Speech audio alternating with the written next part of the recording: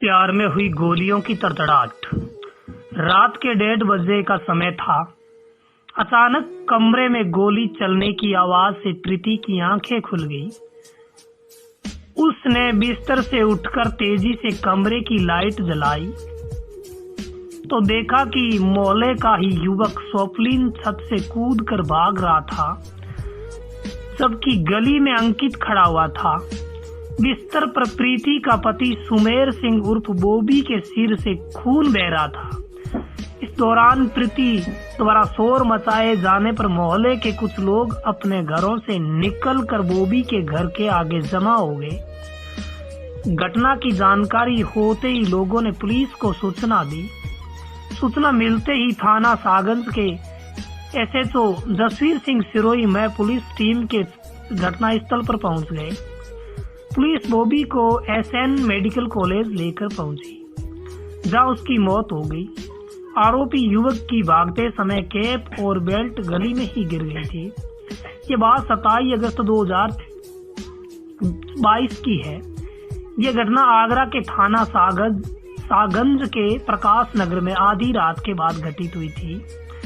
यह रहने वाले 28 वर्षीय टेंट हाउस के मालिक बॉबी की रात के समय गोली मारकर हत्या कर दी गई थी। जिस कमरे में गोली मारी गई उसमें पत्नी प्रीति व उसके 3 बच्चे भी सो रहे थे। अस्पताल से पति की मौत की खबर आते ही घर में कोहराम मच गया। इस घटना से मोहल्ले में सनसनी फैल गई। पुलिस ने मौके की कार्रवाई निपटाने के बाद अस्पताल से ही शव को पोस्टमार्टम के लिए मोर्चरी भेज दिया। प्रीति ने पड़ोसी के 2 युवकों पर पति की हत्या करने का आरोप लगाया। इस संबंध में बताया कि 3 महीने पहले उसके पति का पड़ोसी युवक स्वप्निल उर्फ स्वालिन से झगड़ा हो गया था। शराब के नशे में स्वालिन से झगड़ा हो गया था। शराब के नशे में युवक ने बदतमीजी कर दी थी। इस पर पति ने उसकी हाथापाई हो गई थी। तब शिवालिन ने बॉबी को चाटा मार दिया था। इसके साथ ही जान से मारने की धमकी भी दी थी। हत्या के पीछे यही वजह पुलिस को बताई गई। इस संबंध में थाना सागंज ने दोनों युवकों स्वप्निल उर्फ स्वालिन व अंकित के खिलाफ हत्या की रिपोर्ट दर्ज कराई गई। इसके बाद पुलिस नामदर्जों की गिरफ्तारी के लिए उनकी तलाश में जुट गई, लेकिन दोनों ही घर पर नहीं मिले। सुमेर सिंह उर्फ बॉबी मूल रूप से उत्तर प्रदेश के जिला अलीगढ़ के हरदुआगंज स्थित गांव सिल्ला का रहने वाला था। वह 12 साल से प्रकाश नगर में किराए के मकान में पत्नी प्रीति व 2 बेटियों और एक बेटे के साथ रह रहा था।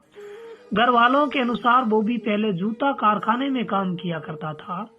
कुछ महीने पहले ही उसने टेंट का काम शुरू किया था, जो अच्छा चल रहा था। उसका कमरा मकान की दूसरी मंजिल पर था।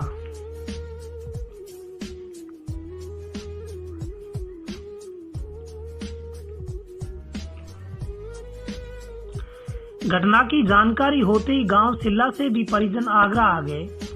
शाम लगभग 4 बजे पोस्टमार्टम के बाद बॉबी का शव परिजनों को सौंप दिया गया।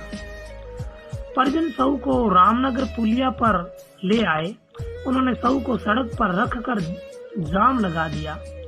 उनकी मांग थी कि आरोपियों को जल्द से जल्द गिरफ्तार किया जाए। इसी के साथ ही मृतक के घर वालों को मुआवजा दिया जाए। मृतक की पत्नी प्रीति अपने बच्चों के साथ सड़क पर बैठ गई। उसका रो कर बुरा हाल हुआ था। जाम की सूचना पर थाने से पुलिस फोर्स पहुंच गई। पुलिस ने लोगों को समझाने हुए वहां से हटाने का प्रयास किया। इस पर लोग भड़क गए और पुलिस के साथ खींचातान होने लगी। 1 घंटे बाद जब लोग नहीं माने तो पुलिस ने लाठियां फटकार कर सभी को हटाया। इसके बाद ही परिजन शव को लेकर अंतिम संस्कार के लिए गांव चले गए। पूछताछ में पुलिस को जानकारी मिली कि दबंग स्वप्निल और उसका भाई अंकित अपने चाचा दिनेश के साथ रंगबाजी करते हैं। इसमें उनके दोस्त रोहित, गौरव और पवन भी साथ देते हैं। पूर्व में एक गार्ड ने अंकित का मारपीट करते हुए वीडियो बना लिया था। वीडियो डिलीट न करने पर उसने गार्ड की गोली मारकर हत्या कर दी थी। इसके अलावा उस पर कई और मुकदमे भी दर्ज है। 6 महीने पहले उसने सोनू नाम के युवक के पैर में गोली मार दी थी। समाज की पंचायत के बाद मामले में सुलहनामा हो गया था। 3 महीने पहले बाइक टकराने पर सुमेर उर्फ बॉबी से शिवालिक की हाथापाई हुई थी। तब दबंगों ने पूरे मोहल्ले के सामने 6 महीने के अंदर हत्या का ऐलान किया था। टेंट व्यवसायी बॉबी के सिर में गोली मारकर हत्या की गुत्थी को पुलिस सुलझाने में लगी रही। हत्यारोपी किस रास्ते से घर में घुसा और कहां से भागा, इसका पता करने के लिए 29 अगस्त 2022 को पुलिस टीम गली में फिर गई, मगर घर में बिना दरवाजा खोले अंदर जाने का कोई रास्ता नहीं मिला। जबकि पत्नी प्रीति दावा कर रही थी कि नामदर्ज एक आरोपी घर में आया था। पति को गोली मार कर भागते समय उसे उसके भाई अंकित को गली में खड़ा देखा था। 2 दिनों तक पुलिस हत्यारोपी का पता लगाने में लगी रही। पुलिस ने मामले की गहनता से जांच शुरू कर दी और नामदर्ज आरोपियों में से स्वप्निल उर्फ स्वालिन को हिरासत में लेकर पूछताछ की। पुलिस की सख्ती के बाद भी युवक ने हत्या में शामिल नहीं होने की बात कही। सर्विलांस में भी युवक की लोकेशन घर पर नहीं मिली।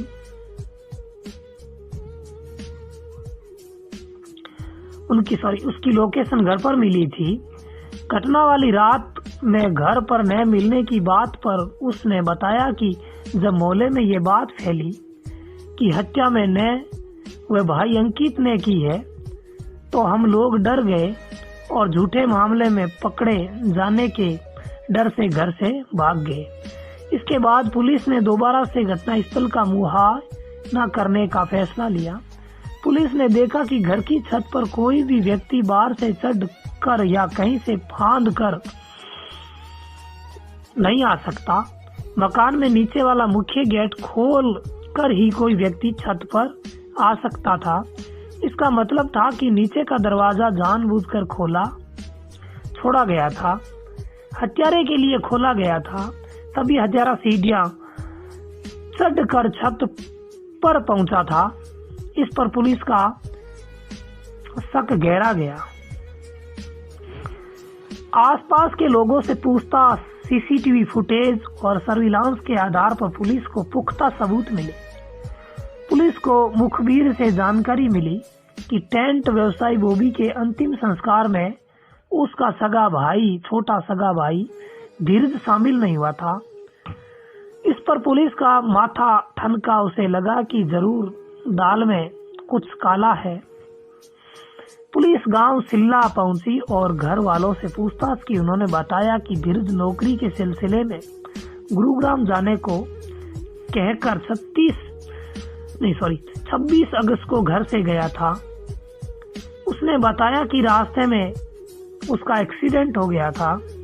इसी के चलते धीरज अपने भाई बॉबी के अंतिम संस्कार में शामिल नहीं हो सका। जांच में धीरज की लोकेशन घटना वाले दिन आगरा में मिली। इससे पुलिस को पूरा शक हो गया। मोहल्ले और बस स्टैंड के सीसीटीवी फुटेज में धीरज दिखाई भी दिया। बस के कंडक्टर और ई रिक्शा चालक ने उसे पहचान लिया। पुलिस से बचने के लिए सातिर धीरज ने जींस टी शर्ट के ऊपर कुर्ता पैजामा पहन लिया था, लेकिन हत्या के समय वह जींस और टी शर्ट ही पहने था। धीरज से जब पुलिस ने पूछताछ की तो वह ठीक से जवाब नहीं दे पाया। धीरज के दोनों पैरों पर ताजा प्लास्टर चढ़ा था। उसने पुलिस को गुमराह करने की काफी कोशिश की, लेकिन पुलिस के आगे उसकी एक न चली। आखिर में धीरज टूट गया। उसने भाई बॉबी की हत्या का जुर्म कबूल करते हुए हत्या में अपनी भाभी प्रीति के भी शामिल होने की बात बताई। धीरज व मृतक बॉबी की पत्नी प्रीति को पुलिस ने गिरफ्तार कर लिया। धीरज की निशानदेही पर हत्या में प्रयुक्त तमचा व खोखा भी बरामद कर लिया। पुलिस ने प्रीति और धीरज के मोबाइल भी अपने कब्जे में ले लिए। इस सनसनीखेज हत्याकांड में जो कहानी सामने आई वह देवर भाभी के बीच अवैध संबंधों की निकली। शादी के समय प्रीति और बॉबी की उम्र में 6 साल का अंतर था। प्रकाश नगर में देवर धीरज अक्सर आता था। हम उम्र देवर धीरज जब भी आता भाभी प्रीति से तरह तरह की चीजें बनाने की फरमाइश करता। प्रीति भी देवर की पसंद का बहुत ख्याल रखती। दोनों बैठकर खूब हंसी ठिठोली करते थे। इस दौरान दोनों के बीच प्यार पनपने लगा। अब जब भी धीरज आता भाभी के लिए कोई न कोई गिफ्ट ले कर आता। इस तरह दोनों का प्यार परवान चढ़ने लगा।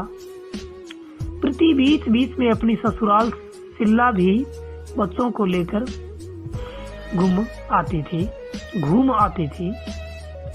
देवर और भाभी के बीच क्या खिचड़ी पक रही थी, इसे पति बॉबी पूरी तरह अनजान था। एक दिन जब धीरज आगरा आया, उसकी टी शर्ट का बटन टूट गया। उसने भाभी से बटन टांकने को कहा। जब प्रीति बटन टांक रही थी, धीरज ने उसे बाहों के घेरे में कस लिया। छोड़ो भी, कोई देख लेगा तो क्या कहेगा। भाभी कुछ नहीं कहेगा। प्रीति अपने को छुड़ाकर उससे दूर हो गई। उस दिन धीरज कुछ देर रुकने के बाद चला गया। कुछ दिनों बाद जब धीरज आया तो प्रीति ने उसका मुस्कुराकर स्वागत किया। धीरज ने भाभी की नजरों को पहचान लिया। वह आगे बढ़ा और प्रीति के नजदीक आ गया। प्रीति भी उसी के इरादे पहचान चुकी थी। प्रीति की कामनाएं सुलग उठी। धीरज के शरीर में भी उत्साह का ज्वार आ गया। प्रीति धीरज के प्यार की आग में जलती, तब बड़े प्यार से धीरज की मासूमियत पानी डालकर उसे ठंडा कर देती थी। 2 साल से दोनों के बीच प्यार की आंख मिचोली का खेल चल रहा था। एक दिन बॉबी ने दोनों को आपत्तिजनक हालत में देख लिया। वह खून का घूंट पी कर रह गया। उसने पत्नी को डांटने के साथ ही धीरज को चेतावनी देते हुए उसे घर न आने की हिदायत दी। इसके बाद भी धीरज और प्रीति के बीच मोबाइल पर बातचीत का सिलसिला जारी रहा।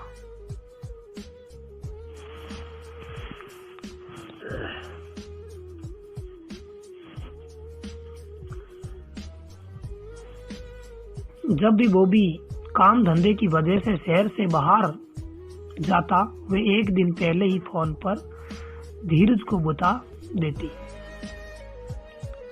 फिर धीरज अलीगढ़ से बस पकड़कर आ जाता और दोनों एक दूसरे के प्यार में पूरी तरह से डूब जाते।